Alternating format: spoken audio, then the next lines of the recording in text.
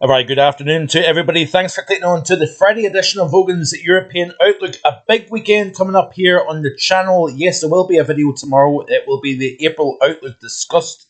So stay tuned for that. And also this upcoming Sunday, we're going to be talking about what has been a disaster that has taken place over Southeast Asia with a 7.7 magnitude earthquake that has rocked Southeast Asia. Even Bangkok, despite the epicenter being in Myanmar, the damage has been widespread even through the Bangkok, Thailand area, home to 17 million people. So we're going to be looking at that a little bit unweather related, but nevertheless, it is a big story now coming out of Southeast Asia. So I'm going to be looking at that. I'm going to be looking at the global weather story also. So 4 p.m. as usual this upcoming Sunday for the live stream. And I hope you can join me tomorrow afternoon for the April Outlook that will be released sometime mid to late afternoon.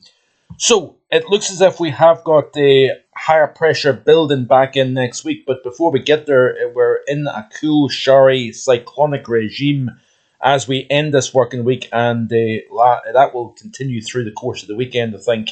And this is a little bit of a blip, actually, in what has been a very high pressure, dry, dominant March. And obviously, I'll be sharing more in tomorrow's Outlook. But I think we're leaning towards a firmly drier than average April, and that comes off the back of the dry February, the dry March, and if that leads into the month of April, it could be quite interesting. In terms of temperature, I think there's going to be some interesting fluctuations back and forth in terms of temperature, depending on where that high is positioned. But stay tuned; that will be the mainstay of the story tomorrow. But you can see here, this is the 500 millibar heights of the GFS ensemble. Area of low pressure, reasonably deep, passing to the north. We're seeing that the cold northwesterly flow, heavy rain and showers following behind what was a band of heavy blustery conditions as the main cold front moved through. Then another feature runs over the top of that, building high pressure from the south as we move into the day on Sunday. And then as we move into Sunday itself, the core of that high then centres over the UK and Ireland, settling things down. But also there is opportunity for this high to shift a little bit further east, allowing a southerly flow on its western flank to generate some warmth up into the UK and Ireland. But the GFS ensemble sees that area of high pressure lifting north.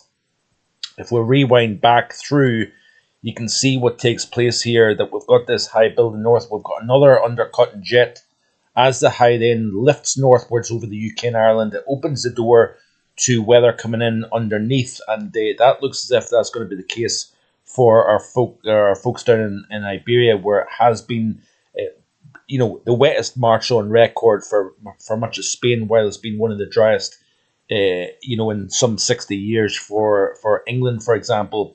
But it looks as if by the time we reach the middle portions of next week, this is the 2nd of April, we've got the high centre just to the east of the UK here. And we've got quite a deep trough, actually, if you notice here, to the west of Iberia, another trough over the eastern Med and Turkey. Continue to play through this loop. You can see that high pressure just remains pretty anchored, pretty dominant. And what we're going to see is fluctuations in terms of the temperature. So if we look at the temperature anomaly chart here of this model, skip back to the current situation, we've got milder than average conditions replaced by something colder, as can be seen here for a period of time, quickly then replaced by something warmer. Also continue to play through this loop, and you can see here that we're generally in a warm theme as we move through week 1 of April here. So yes, plenty of fluctuation back and forth, I think, in terms of the temperature. And certainly when you look at the 850s here, this gives us a rough idea of what kind of temperature profile we can be looking at here. This is the ECMWF today. So we've lost the mild air. We're in the colder regime as that area of low pressure has opened the door to something colder from the north. But then another feature runs over the top during the course of late Saturday and Sunday, back into the milder air once again, and then continue to play through this loop here. As that area of high pressure then centres just to the east of the UK and Ireland, yes, we're getting some slightly colder air coming out of Northern Europe.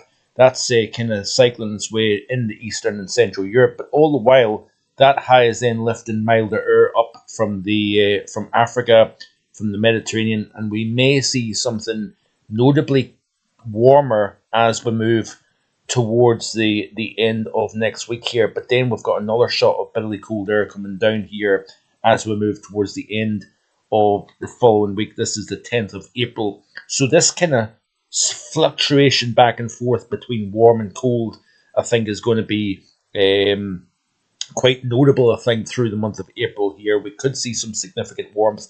We could also see some, significant late seasons chill as well. So it's going to be hard to kind of gauge exactly what type of air mass in any given week. So the overall emphasis, I think the overriding emphasis being on the drier than average theme. I think that's going to be the main take home. This is a short and sweet video today. I do have to nip off to work, unfortunately. So, but plenty of content coming up this weekend. So stay tuned, like and subscribe. I'll see you tomorrow with the April outlook. Bye for now.